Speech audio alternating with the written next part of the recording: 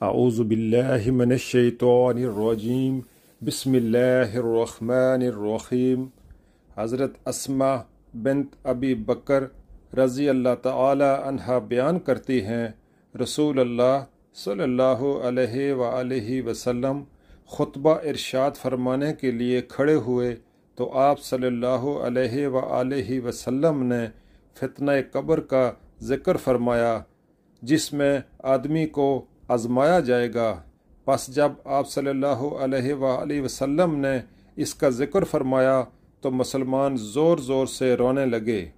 امام نسائی نے اضافہ نقل کیا ہے، یہ رونا میرے اور رسول اللہ صلی اللہ علیہ وآلہ وسلم کا کلام سمجھنے کے مابین حائل ہو گیا۔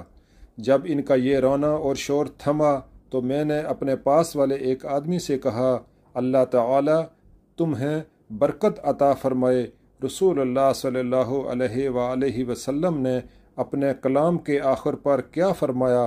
اس نے بتایا، آپ صلی اللہ علیہ وآلہ وسلم نے فرمایا، مجھے وحی کے ذریعے بتایا گیا ہے کہ تم قبروں میں فتنہ دجال کے قریب قریب آزمائے جاؤ گے۔